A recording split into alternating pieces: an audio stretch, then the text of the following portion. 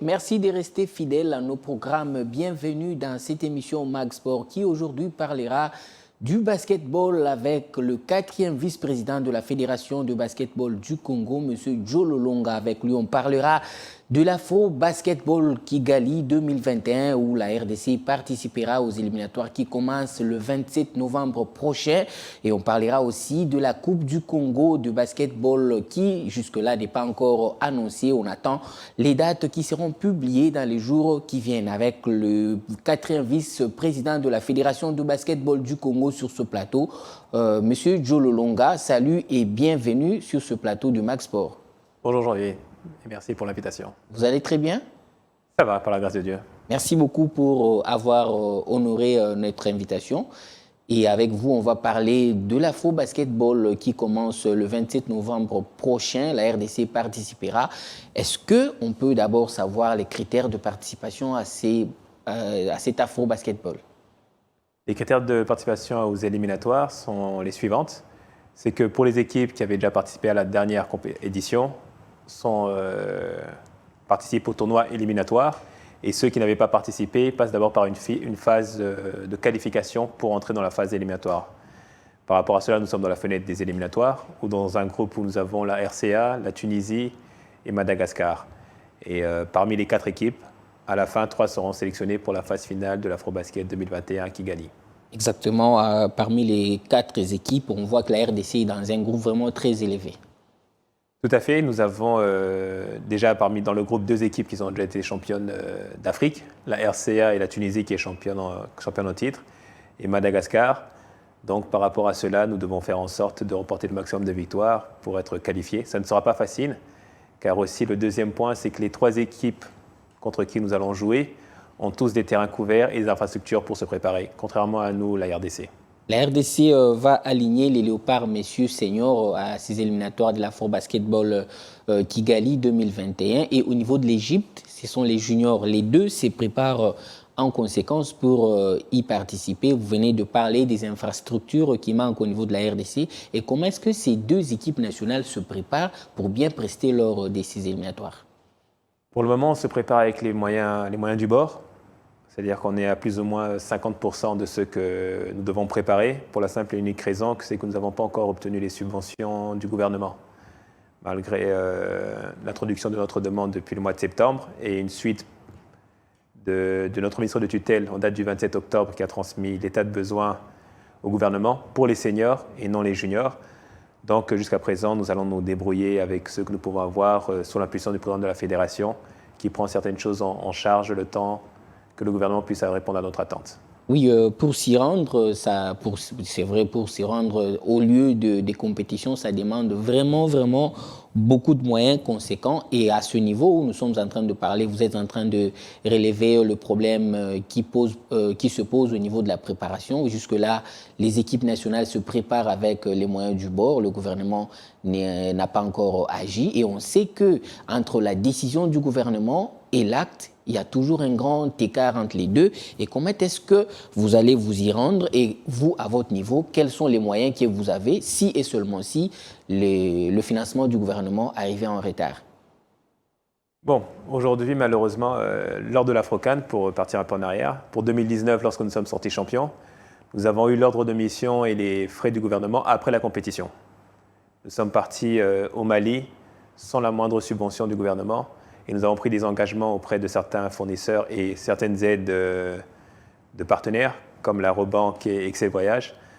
Malheureusement, aujourd'hui, nous avons des engagements que nous n'avons pas respectés envers nos partenaires parce que nous n'avons pas respecté des engagements. Ce qui fait qu'aujourd'hui, au niveau de la banque, nous avons des dettes. Des dettes, exactement. Et au niveau des fournisseurs, nous avons encore aussi des dettes. Tout cela, pourquoi? Pour la simple et unique raison, c'est que lorsque nous introduisons nos demandes de subvention, nous n'avons pas des réponses positives ou bien nous n'avons pas de suite. Exemple aujourd'hui, par rapport aux juniors, nous n'avons toujours pas reçu l'ordre de mission. Nous n'avons toujours pas reçu les subventions par rapport aux seniors. Mais aujourd'hui, comme nous sommes des passionnés de basketball et que notre devoir de la fédération est de développer le basketball, on va travailler avec le peu que nous pouvons avoir, raison pour laquelle le président de la fédération, Mawat Hadi, a mis certains moyens à disposition pour que nous puissions préparer déjà au moins les seniors afin de ne pas manquer la compétition des éliminatoires. Ou sinon, on sera presque automatiquement éliminé si on ne participe pas. Ce qui est fort probable si nous n'avons pas de suite d'ici la fin de la semaine. car nous devons réserver les billets d'avion et avec les cas de Corona, il faut prendre tout en avance. Avant de parler des seniors, on reste d'abord sur les juniors qui jusque-là n'ont pas encore reçu l'ordre d'émission du gouvernement. Et au cas où l'ordre ne venait pas, qu'est-ce que vous allez faire? Vous allez désister ou vous allez trouver une autre solution? Au cas où si nous n'avons pas l'ordre de mission, nous ne pouvons pas faire sortir des jeunes, déjà des juniors qui sont mineurs premièrement et sans ordre de mission. Car aujourd'hui, c'est le moyen qui nous permet de nous déplacer par rapport aux subventions. Nous aurons malheureusement, c'est la phase finale, il faut savoir une chose, c'est que la phase finale pour les juniors au niveau du de 1er au 10 décembre, l'absence en question va nous pénaliser. Pourquoi? Car nous aurons directement des amendes. Comme nous avons eu le cas en 2017 où nous avons dû payer une certaine somme à la FIBA, car nous sommes inscrits pour participer à la phase finale, aussi bien chez les seniors que les juniors, et la non-participation ou désistement à la dernière minute engendre directement des pénalités. Est-ce que cela en vaut la peine? Je ne pense pas, parce que les pénalités seront là au-delà même des fois du budget que nous sollicitons pour participer à ces compétitions. À votre niveau, du fait qu'il y avait eu déjà quelques forfaits et quelques amendes payées parce que vous aviez désisté à quelques jours de la compétition, quelles sont les précautions que vous avez prises par rapport à ces genres de choses pour que ça n'arrive encore plus? Les précautions que nous avons prises dans le passé. Est-ce que vous avez eu le temps d'aller voir le ministre pour discuter à ce sujet ou vous êtes contenté juste du paiement des frais et puis vous continuez à vous entraîner? Aujourd'hui, le président de la fédération est régulièrement en contact avec le ministre du Sport, ainsi que le secrétaire général du basketball. Et il faut savoir une chose, c'est que c'est notre autorité de tutelle, c'est notre ministre de tutelle, donc nous ne pouvons que nous plier à sa décision, parce que nous avons besoin de sa signature à la fin. Notre travail, c'est de développer le basketball, c'est ce que nous faisons.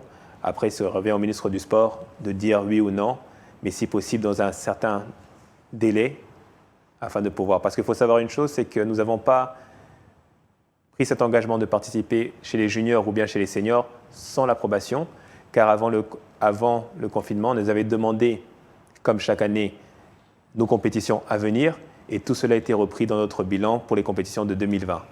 Oui, en 2019, la RDC Basket, bien sûr, avait un bilan très élogieux avec le sacre au niveau du Mali lors de la phase inaugurale de la FORCAN. Et quand est-ce que, au moment où cette équipe avait remporté cette compétition, le président de la République avait promis les véhicules aux joueurs, mais jusque-là, cette promesse n'est toujours pas encore réalisée. Est-ce qu'au niveau des joueurs, il y a encore la motivation de venir encore servir les léopards?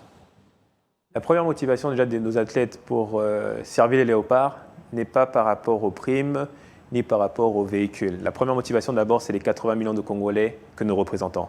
C'est la première des choses pour laquelle nous venons participer à ces championnats afin de hisser le drapeau le plus haut possible.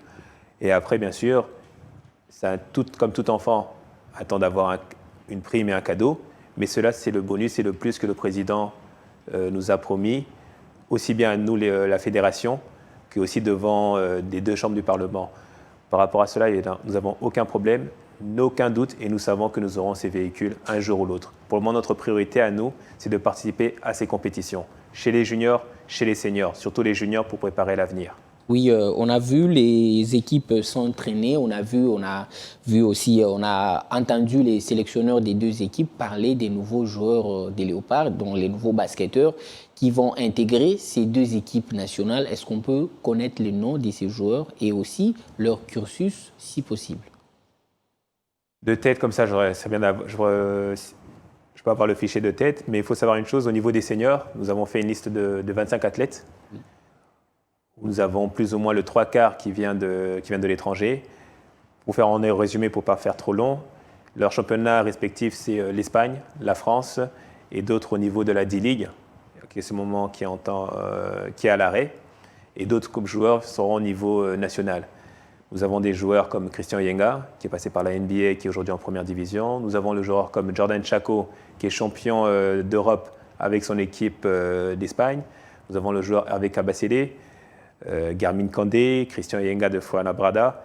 Nous avons une grande partie. Et au niveau de la RDC, nous avons des joueurs qui sont actuellement champions en titre de Mazembe, Pichu Manga, Roli Fula, Rodrigue Bondo, qui est dans un autre club de New Generation, Maxi Chamba, qui est encore au niveau présentement sur place. Nous allons faire en sorte de les regrouper Et nous avons aussi des joueurs de proie comme Malela Mutwale. Le but maintenant, aujourd'hui, c'est que nous avons fait un travail depuis 2017. Comme on savait tous, c'est qu'auparavant, on n'avait pas des joueurs de la diaspora. Aujourd'hui, nous les avons, car il y a un travail qui a été fait par la fédération. Et nous devons garder cet élan. Aujourd'hui, malheureusement, nous avons eu en 2019, on peut dire, une tâche quand même dans notre développement de basketball, car les dames n'ont pas pu participer au tournoi qualificatif des Jeux Olympiques. Et ça, c'était vraiment une tâche pour nous. Pourquoi encore nous n'avons pas eu de subvention? Or, aujourd'hui, nous savons tous que si nous avons aujourd'hui le Stade de Martyrs, c'est grâce aux Léopards dames qui ont remporté des victoires à l'époque du feu maréchal Mobutu. Aujourd'hui, nous pouvons faire en sorte de développer le basketball pour être un truc attractif, comme une discipline de sport.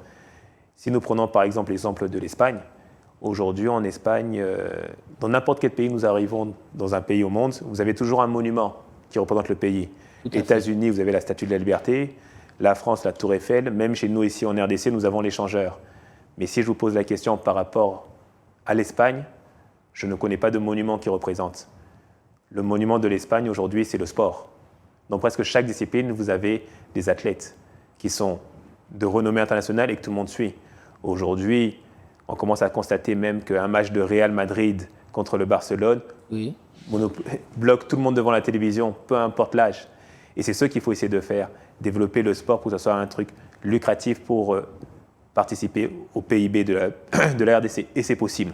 Oui, nous savons que c'est possible. Avant de continuer sur cet angle-là, on peut faire marche arrière sur la carrière de ceux qui évoluent en Europe. Et comment est-ce que vous avez fait pour les convaincre de venir jouer ici? Parce qu'on sait que tous ceux qui évoluent à l'extérieur de la RDC ont toujours du mal à venir répondre positivement à l'appel des différents sélectionneurs des Léopards. Et vous, quel a été votre lobbying et quel a été le point de vue de leurs parents surtout? On sait que chez les messieurs, les Léopards foot, on sait que ce sont les parents qui posent problème. Ils disent des choses à leurs enfants et les enfants refusent. Et vous, à votre niveau, qu'est-ce que vous avez fait? Quel a été votre lobbying? Aujourd'hui, le lobbying, il faut dire, c'est tout un staff et une équipe entière, bien sûr sous le président de la fédération, Mahatadi, qui s'occupe de cela, qui nous a donné un mandat en 2017 avec mon adjoint Camus Chimba. Donc, il fait un travail énormément à la recherche de ces athlètes en question. Après, nous nous sommes séparés, divisés les tâches. Et la chose qu'il fallait faire, bien sûr, c'était de vendre un projet. Et le projet aujourd'hui de la RDC pour le président de la fédération est très simple. Nous devons être au summum de cette discipline aussi bien au niveau africain et international. Raison pour laquelle, par exemple, nous avons joué l'année dernière contre l'équipe d'Espagne qui est championne du titre aujourd'hui du monde, ce qui n'est jamais arrivé auparavant. Par rapport à cela, nous nous déplaçons souvent, régulièrement, pour rencontrer justement, comme vous dites si bien, les parents et les joueurs et montrer notre sérieux. Aujourd'hui, ce qui se passe, c'est qu'ils ont vu l'organisation, la discipline. Il y a même un reportage de Christian Yenga lorsque nous étions en Égypte qui a expliqué clairement, auparavant, il n'y avait pas une certaine organisation, mais dorénavant, aujourd'hui dans l'équipe nationale de la RDC, tout est organisé. Dans le sens même que le joueur, on lui demande qu'une seule chose, c'est de ramener sa paire de basketball. Tout le reste est fourni par la fédération. Tenue d'entraînement, tenue de parade, tenue de compétition. Comme ça se fait partout. Exactement. C'est ce que le président de la fédération a souhaité mettre en place et c'est ce que nous mettons en place. Maintenant, tout cet acquis-là, nous ne souhaitons pas le perdre. Raison pour laquelle que nous devons tout faire en sorte pour participer à ces compétitions. Donc, on peut dire que le fait de voyager à tout moment et de rencontrer le parent, c'est ce qui a convaincu les athlètes de l'Europe pour venir jouer à l'équipe nationale. Premièrement, c'est de gagner leur confiance et leur présenter le projet, dont certains ont adhéré. Le projet a été convaincant. Aujourd'hui, le projet, au début, on peut dire qu'ils nous ont mis le bénéfice du doute. Mais je crois qu'après avoir battu... Je vais vous donner un exemple pour très bien schématiser. Oui. 2017, nous ne sommes pas dans le budget de l'État. Exactement. Nous partons en RCA, un pays dont le basketball est la première discipline qui se passe. Nous reportons la rencontre où nous pouvons obtenir notre qualification. Nous allons à l'Afrobasket 2017 où nous sommes les outsiders, dans un groupe où nous avons le Mali, le Nigeria et la Côte d'Ivoire. Parmi les 4 équipes, on était les outsiders à un niveau que même lorsqu'on était avec les autres équipes, à peine si on nous disait bonjour. Notre premier match, véridique, tu étais sur place, notre premier match, nous perdons contre le Mali, après prolongation. Les gens nous disent automatiquement, comme nous avons perdu contre le Mali, nous ne pourrons pas battre ni la Côte d'Ivoire, ni le Nigeria. À leur grande surprise, nous battons la Côte d'Ivoire, avec 21 points d'écart. Ce que personne n'y attendait, à part peut-être un ancien joueur international, Freddy Mali, qui nous expliqua qu'il avait fait un pari et qu'il avait remporté. Nous jouons contre le Nigeria en 2007, qui est encore championne du titre de l'Afro-Basketball. Nous remportons contre le Nigeria et nous qualifions en quart de finale. Et à la suite de cette qualification-là, le prédécesseur de Félix Tshisekedi, Joseph Kabila, automatiquement demande à ce que la discipline du basketball soit subventionnée et dans le budget de l'État. Donc nous passons déjà à la première étape en 2017. Vous avez obtenu la subvention, ce qui n'était pas le cas dans le passé. Ce n'était pas une discipline qui était subventionnée par le ministère du Sport. Mais malgré que cette subvention est arrivée, ça pose toujours problème lors du décaissement. De son application, tout à fait. Raison pour laquelle ce décaissement en question prend du retard. Mais nous, aujourd'hui, au niveau par rapport à la chaîne des dépenses ou c'est parce que vous introduisez la demande en retard? Nous introduisons nos demandes dans les délais qui sont demandés. Par exemple, là, nous avons introduit la demande en date du 25 septembre 2020. Et la suite pour les seniors seulement. Nous avons introduit et pour les seniors et pour les juniors. Mais nous avons une suite positive au niveau du ministère du Sport que pour les seniors. En date du 27 octobre, qui nous a remis l'ordre de mission et introduit l'état de somme auprès du ministère du Budget. Exactement. Ce qui fait qu'aujourd'hui, c'est au niveau du budget et c'est, comme vous avez si bien dit, c'est la chaîne de dépenses. Mais si la chaîne de dépenses prend trop de temps et qui se passe comme ça s'est passé en 2019, d'avoir les fonds après la compétition, oui, nous serons directement éliminés et nous ne pourrons pas participer à cette première fenêtre, ce qui serait quand même une catastrophe pour nous qui sommes encore aujourd'hui champions du titre en 2019. Par rapport à cela, bien sûr, nous devons travailler, mais pour ne pas baisser les bras, avec le peu de moyens, comme j'ai dit au départ, nous travaillons avec les juniors et les seniors afin d'être prêts. Mais il faut savoir une chose, c'est que les athlètes qui sont à l'étranger sont encore dans leur club respectif et seront disponibles à partir du 22, ce qui fait que nous devons envoyer les billets d'avion au plus tard à la fin de cette semaine, ou bien au début de la semaine prochaine. Pour les messieurs d'abord, pour les seniors. Pour les seniors. Et si nous n'avons pas les subventions, nous ne pourrons pas envoyer les billets au niveau des athlètes de l'étranger parce qu'ils ont leur club aussi qui demande la preuve du billet d'avion confirmée, la convocation est reçue, pour les libérer. Parce que le vol est prévu exactement pour le 22 de ce mois-ci. Et pour les juniors où le gouvernement n'a pas encore répondu, où sa réponse reste encore inconnue, mais vous continuez quand même à les entraîner ou vous continuez avec les séances d'entraînement, qu'est-ce que vous leur dites? Qu'est-ce que vous dites aux enfants? Est-ce qu'ils participeront ou ils ne participeront pas? Parce que jusque-là, rien n'est encore acquis. Et au cas où le gouvernement n'est libéré pas l'argent avant, qu'est-ce que vous allez faire? Vous diriez aux enfants que nous ne partirons pas parce que le gouvernement n'a pas décaissé l'argent ou vous avez une autre raison que vous allez donner? Non, le principe chez nous, c'est de dire tout simplement la vérité. Et comme on dit ça, c'est au niveau du management et encore avec le niveau du staff. Les joueurs sont là pour se préparer et de participer aux compétitions. Vous n'allez pas demander aujourd'hui à un athlète de trouver les moyens pour pouvoir participer à une compétition pour représenter le pays. Son travail, c'est d'être en forme. Dans le cas où nous ne participons pas, le côté positif, c'est que les jeunes seront en forme pour leur compétition et leurs clubs respectifs. Mais aujourd'hui, bien sûr, il est notre devoir de faire en sorte qu'ils participent. Raison pour laquelle le président de la fédération bouge et passe certains coups de fil au ministre de tutelle afin d'avoir cet ordre de mission et faire participer aussi bien les seniors que les juniors. Merci pour toutes ces précisions. Monsieur Joe Lolonga, on rappelle que vous êtes le 4e vice-président de la Fédération de basketball du Congo. On revient avec vous, on revient chez vous pour parler toujours de ce problème qui handicape un peu le sport en République démocratique du Congo. Dernièrement, vous aviez tenu une conférence de presse où vous aviez présenté le nouveau maillot et aussi les 2 sélectionneurs, chez les seniors et chez les juniors. Avant de parler d'abord de ces 2 sélectionneurs, on va parler de l'équipement que vous aviez présenté avec un logo d'une banque de la place. Mais au moment où vous avez présenté l'équipement avec le logo d'une banque de la place, vous parlez des moyens financiers qui posent problème. Et aussi, vous avez besoin des partenaires pour que ce basket fonctionne très bien. Il y a des anciens basketteurs qui ont des fondations. Est-ce que vous avez fait un pas vers eux ou vous attendez que ceux-là viennent vers vous? Par exemple, Serge Ibaka, il a une fondation et aussi Mutombo Dikembe. Aujourd'hui, comme depuis que nous avons commencé, en tout cas au niveau de la fédération, et comme on le dit toujours, c'est que l'équipe nationale appartient à tous les Congolais. Aujourd'hui, nous faisons appel à tout le monde. Nous avons eu par exemple l'association des anciens basketteurs de l'UNAB qui nous accompagnent depuis 2017. Nous avons des gens, aujourd'hui, il faut savoir que participer dans l'équipe nationale n'est pas spécialement financièrement ou bien avec de l'équipement, même par conseil. Et aujourd'hui, bien sûr, c'est les personnes que vous venez de citer, nous avons fait des appels. Aujourd'hui, je vous donne un exemple tout simple par rapport à la fondation de Dikembe Mutombo.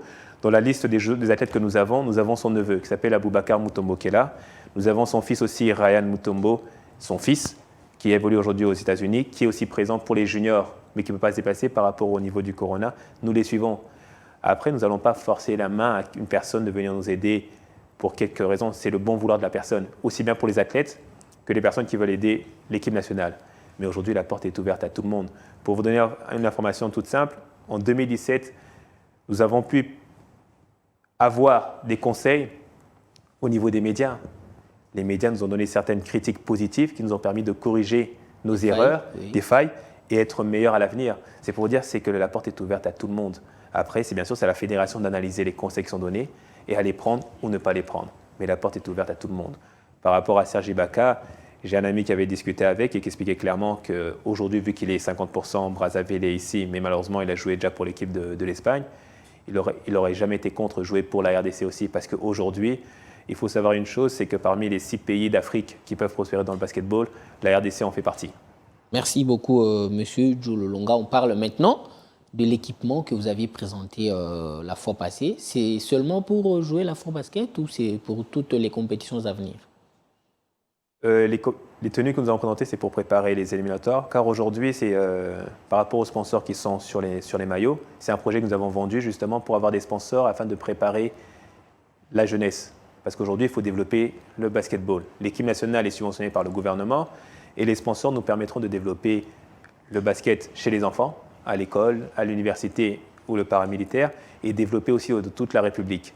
C'est pour ça que les sponsors sont vraiment utiles. Et aujourd'hui, maintenant, dans le projet en question, c'est que le sponsor qui va adhérer, c'est pour bien sûr participer pour les compétitions au courant de l'année. C'est des sponsors au courant de l'année. C'est-à-dire que les compétitions qu'il y aura au courant de l'année vont être avec les sponsors que vous avez vus présents sur les maillots. Merci. Le sponsor est venu par rapport au projet ou c'est parce que lui aussi veut se vendre? C'est vrai, c'est du 50-50. Vous venez tout à l'heure de parler de la jeunesse. Est-ce que vous avez une idée d'aller dans des écoles? À l'époque, ce sont les écoles, beaucoup plus les écoles catholiques qui formaient les sportifs. Quand on parle du sport, on voit le basket, le tennis et le football et autres disciplines. Vous, au niveau du basketball, avez-vous déjà contacté les écoles pour qu'ils essayent d'insérer dans leur programme éducatif, dans le cours d'éducation physique et sportive, le programme de basketball? La première chose que nous avons commencé au niveau de la fédération, c'est que nous avons, par exemple, au niveau de Kinshasa, un championnat de cadets. Nous avons aussi fait participer... Au niveau des écoles, vous avez déjà commencé Au niveau des écoles, justement, c'est la première année, c'est ce qui me revient dans mes prérogatives, au niveau de 4e vice-président. Nous devons commencer normalement cette année en janvier, mais malheureusement, par rapport au corona, nous devons prendre ça avec certains tacts. Mais nous allons organiser un premier tournoi, dont nous allons faire un partenariat avec la consultance de M. Boris Bondo, qui a organisé un tournoi Mboka Mboka qui a très bien marché pour les vétérans. Nous allons faire un duplicata plus ou moins pour les tournois interscolaires, car c'est l'avenir dedans justement, et nous allons commencer à le développer. Ça devrait commencer au mois de janvier, mais cela bien sûr dépendra du corona et aussi si les parents vont accepter d'envoyer leurs enfants pour participer à cela, parce que par rapport à la pandémie, il y a certaines restrictions qui doivent être mises en place et qui demandent certains moyens. Oui, ça demande certains moyens. Vous irez dans des écoles. Avant d'aller dans des écoles, vous avez déjà eu à penser d'aller voir le ministre de l'enseignement primaire et technique pour qu'il essaie aussi de voir comment imposer ça ou mettre ça dans le programme? Par rapport au ministre, il y a, pour votre information, même si nous devons organiser un tournoi interscolaire de basketball. Pour cela, oui, il y a un directeur, je vais son nom, mais un directeur justement délégué par le ministre de l'Enseignement qui est mis à disposition pour toutes les disciplines, avec qui nous sommes régulièrement en contact, parce que même pour organiser un tournoi interscolaire, nous devons avoir l'autorisation du ministre de l'Enseignement, avec qui nous sommes en contact régulièrement. Et justement, par rapport au tournoi que nous voulons organiser, c'est la pandémie qui pose un peu de problème. Merci. On revient maintenant au niveau des 2 sélectionneurs que vous avez présentés. Quelles sont les missions, parce qu'ils sont à 2, les missions des 2 sélectionneurs au niveau des équipes nationales? Par rapport aux seniors, d'abord, c'est de remporter les 3 victoires. pour la première fenêtre qui se déroulera à Kigali. Et par rapport aux sélectionneurs juniors, c'est d'atteindre le dernier carré. Pourquoi? Parce que c'est un travail qui a été fait de longue haleine depuis des années, au niveau de la fédération et aussi des clubs. Car aujourd'hui, vous avez dans l'équipe junior des athlètes connus de la RDC, car ils ont joué d'abord au niveau de la RDC et sont partis des fois à l'étranger par rapport à des bourses scolaires. Ils ont pu apprendre le basketball, étudier, et c'est eux exactement que nous avons rappelés avec certains joueurs de la place pour faire jonction en Égypte et remporter cela, et nous avons le potentiel. Car si vous prenez par exemple dans la liste des juniors, vous avez un joueur, Yannick Sosa de l'équipe de New Generation, qui aura 17 ans le 11 novembre et qui a été parmi les plus jeunes en jouant en première division espagnole. Dans son premier match, il a pu mettre 10 points. Vous avez des joueurs comme Jonathan Kuminga. Nous avons un potentiel à l'étranger et aussi au niveau local qui peut permettre au coach d'arriver au dernier carré, raison pour laquelle nous avons mis comme objectif le carré final. On rappelle que vous êtes 4e vice-président de la Fédération de basketball du Congo. Avant de parler de la Coupe du Congo qui aura lieu dans les jours qui viennent, même si les dates sont encore inconnues jusque-là, on rappelle quand même que la RDC va participer aux éliminatoires de la FOCAN Kigali 2021 qui commence au mois de novembre, le 27 prochain. La RDC dans un groupe vraiment très élevé avec la Tunisie, la République centrafricaine, le Madagascar. Donc, ce groupe, quelle que soit son issue, on souhaite quand même une très bonne chance aux Léopards parce que patriotisme l'oblige. On va parler maintenant de la Coupe du Congo qui n'est pas encore organisée et on ne connaît pas encore les dates. Vous êtes au niveau de la Fédération congolaise de basketball. Quels sont les mécanismes ou quelles sont les dates que vous avez déjà retenues pour l'organisation de cette Coupe du Congo? Nous avons, depuis le début de la semaine, annoncé les dates de la Coupe du Congo qui se déroulera du 12 au 22 novembre à Kinshasa. À Kinshasa. Oui, quels sont les critères maintenant pour les équipes des différentes ligues qui n'ont pas organisé ou qui n'avaient pas repris leur championnat juste après la levée de la mesure de l'état d'urgence par le président de la République? Par rapport à cela, il y a certains, la fédération avait décidé et avait donné un temps réparti pour organiser justement ces championnats. Malheureusement, certaines ententes par des raisons de pandémie et autres n'ont pas pu l'organiser. Raison pour laquelle, premièrement, ceux qui ont organisé leur championnat, on verra leurs champions, premièrement. Et deuxièmement, ceux qui n'ont pas pu finaliser, ce sera maintenant à l'entente et à la Ligue de décider selon le classement, envoyer les champions en titre. Et vu pour les autres, pour raison de pandémie, la fédération étudiera certaines demandes pour des équipes qui feront des demandes d'invitation, comme des wildcards pour participer à la Coupe du Congo. Oui, par rapport aux différentes ententes qui n'ont pas repris avec le championnat, on peut prendre le cas de l'entente urbaine de basketball de Lubumbashi, où on avait vu même le président Jean-Luc Capend, qui est le président de cette entente, monter au créneau pour dire qu'ils ne reprendront pas avec le championnat. Quel a été le problème? Aujourd'hui, il faut savoir une chose. D'abord, la première des choses, le but de reprendre les activités sportives, c'est d'abord pour la santé des athlètes, l'encadrement, car aujourd'hui, notre championnat est un championnat amateur. Aujourd'hui, c'est lui qui est le numéro 1 de la Ligue. De l'entente. Oui. Il prend des décisions. De ne pas reprendre. De ne pas reprendre, c'est au niveau de son entente, mais nous, au niveau de la fédération, qui sommes au niveau national, c'est la Coupe du Congo est un championnat de la fédération. Donc, c'est nous qui donnons les critères et qui donnons les injonctions. À son niveau, il ne veut pas reprendre. Nous prendrons une décision de prendre peut-être les champions en titre de la 36e édition pour venir participer et les clubs qui souhaiteront aussi participer sous forme de wildcard. Mais ça ne nous empêche pas d'avancer. Car il faut savoir une chose, c'est que la fédération est au-dessus des ententes et des ligues. Oui, vous êtes au niveau de la fédération. Lui, il est président d'une entente et cette entente est une entité subdélégataire de cette fédération. Vous, à votre niveau, quelqu'un qui refuse d'organiser une compétition et vous le laissez, vous prenez acte de sa décision? Vous n'avez pas de sanctions à lui infliger? Aujourd'hui, il faut savoir une chose, c'est que... Par rapport aux textes qui régissent cette fédération? La première des choses, déjà, c'est que la seule personnalité juridique morale qui peut exister, c'est au niveau de la fédération. Comme vous avez bien dit, ils sont sous la fédération, mais il ne faut pas aller directement à la sanction. Nous sommes dans du sport, il y a des erreurs, il y a des gens qui ont des sanctions, des punitions et autres. Mais avant cela, bien sûr, c'est d'abord de se rencontrer et de discuter. Maintenant, par rapport à cela, bien sûr, nous allons voir avec le secrétaire général que dit les textes. Mais la première des choses que nous devons faire d'abord, c'est de discuter avec la personne concernée. Est-ce qu'il vous a déjà contacté ou vous, à votre niveau, vous l'avez déjà fait? Vous l'avez déjà contacté? La nouvelle, nous l'avons apprise hier. Ça, maintenant, c'est au niveau du secrétaire général qui nous fera un compte-rendu pour la prochaine. C'était hier que vous avez appris que le président avait refusé de reprendre le championnat? Il y a deux manières d'apprendre déjà. Et encore pour vous dire, officiellement, par courrier, à ma connaissance, je ne suis pas au niveau du secrétariat, je ne peux pas vous affirmer, mais nous l'avons appris au niveau des réseaux sociaux. Mais la moindre des choses, c'est de faire un courrier. Après, maintenant, c'est de voir ce courrier s'il est introduit. Nous aurons eu par ça et nous aurons discuté comme nous faisons d'habitude au sein de la réunion du bureau fédéral. Et cette lettre-là n'a pas été encore arrivée au niveau du bureau fédéral, sinon on n'aurait eu pas à cela. Merci beaucoup pour toutes ces précisions. Nous tendons lentement mais sûrement vers la fin de cette émission. Aujourd'hui, la RDC compte 26 provinces et au niveau du basketball, vous êtes toujours dans l'ancienne configuration. Qu'attendez-vous pour essayer de mettre toutes les ligues au niveau de toutes les 26 provinces? Tout cela, bien sûr, c'est par rapport à une stratégie et à un plan de travail qui doit être mis en place et fait. Et il faut savoir une chose, c'est que pour développer le basketball, ça demande la participation de tout le monde, de tous les médias, les arbitres, le corps arbitral, les sociétés, les clubs en question, les supporters. Et la fédération a le lead pour manager tout cela. Et afin d'attirer les annonceurs pour rendre la discipline du basketball professionnel, nous devons vendre un certain spectacle. Raison pour laquelle nous avons commencé par la première étape déjà, l'équipe nationale, où nous faisons en sorte de rapporter le maximum de victoires, comme par exemple en 2019, qui nous a permis aujourd'hui de rencontrer le président de la République, Félix Tshisekedi, à qui il nous a remis une prime et que nous le remercions énormément. Exactement.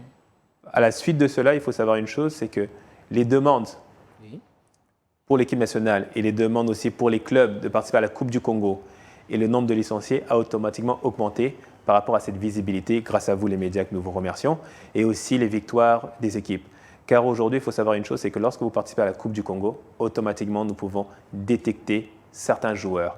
Et après, à la suite, aujourd'hui, par exemple, les sponsors que vous avez pu voir au niveau des maillots, Egal et la Rebanque, nous permettra maintenant de développer dans les différentes ligues et donner les moyens pour qu'ils puissent organiser. Parce qu'il faut savoir une chose aujourd'hui, c'est que les gens qui sont dans la discipline, au sein de la fédération de basketball, n'ont pas de rémunération comme telle fixe et chaque mois. C'est vraiment, comme vous avez dit, par patriotisme qui viennent encadrer les jeunes et organiser les entraînements.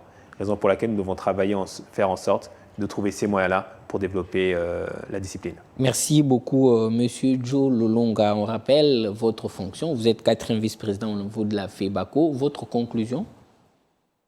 Notre conclusion, c'est on demande absolument, bien sûr, et nous voulons absolument, si possible, par le ministre du tutelle déjà, d'avoir l'ordre de mission des juniors, afin de pouvoir introduire par la suite après le processus de la chaîne de dépenses, comme vous l'avez si bien dit. Et deuxièmement, par rapport aux seniors, afin d'avoir les subventions, car le temps est contre nous. Et aujourd'hui, ce serait quand même une catastrophe de faire comme les dames, de ne pas participer au tournoi qualificatif olympique en 2019, et nous à la première fenêtre. Et le dernier mot, bien sûr, sera bien sûr toujours comme d'habitude pour la population, c'est de continuer à nous soutenir, car notre force, elle vient du peuple. Et c'est ce soutien-là qui nous a permis de remporter la Coupe en 2019, car nous sommes partis, je tiens à le rappeler, sans la moindre subvention. Mais c'est les messages d'encouragement que nous avons eus, par exemple, comme Youssouf Moulumbo, le chanteur Youssoufa ou bien Marcel Tisserand, qui nous suit régulièrement. C'est ça qui a boosté les joueurs, de se sentir aimés et d'y avoir des gens derrière eux. Parce qu'aujourd'hui, il y a un constat qui est triste quand même. Allez-y. C'est qu'il y a certaines disciplines qui sont abandonnées. Mais aujourd'hui, il faut savoir une chose aujourd'hui. Les léopards, on peut dire aujourd'hui, que ce soit le président de la fédération, que ce soit le ministre du Sport ou même le président de la République, lorsqu'il s'agit de l'équipe nationale, c'est les léopards. Il ne doit pas avoir de discrimination. Ce sont comme des parents. Que ce soit léopard, foot, basket, handball, volleyball ou bien autre discipline, c'est les léopards. On ne doit pas avoir de discrimination. C'est-à-dire qu'il serait bien que tous aient leur subvention en temps et en heure et de pouvoir participer aux compétitions. Contrairement à comme certains joueurs qui nous posent souvent la question, pourquoi pour certains, il n'y a pas le même problème? D'autres sont directement en stage en temps et en heure sans le moindre problème, sans faire de polémique. Il serait bien aussi que tout le monde puisse avoir cette subvention en temps et en heure au sein de leur virement, au sein de leur relevé de compte pour pouvoir travailler, car ça appartient à la nation. Il faudrait pas bien qu'il y ait de discrimination quand nous sommes une famille congolaise. Merci beaucoup, Monsieur Joe Longa, pour l'invitation et aussi pour toutes les précisions que vous avez apportées à cette discipline qui est le basketball. On rappelle que la République démocratique du Congo va entrer en danse le 27 novembre prochain et on sera vraiment là pour suivre de près la prestation de nos léopards. Merci beaucoup pour avoir accepté notre invitation. Merci en tout cas, Jean-Baptiste Doua, et c'est nous qui vous remercions, car ça nous permet bien sûr de nous exprimer et de pouvoir mettre plus de visibilité et de partager ce que nous faisons au sein de la fédération. Merci, on rappelle que les portes sont grandement ouvertes. Prochainement, si vous avez une information, n'hésitez pas à nous contacter pour que nous puissions diffuser ça sur les antennes des Roux Télévision. Merci à vous, chers téléspectateurs, pour la sympathique attention que vous avez accordée à cette émission. Nous vous fixons rendez-vous pour le prochain numéro du Max Sport.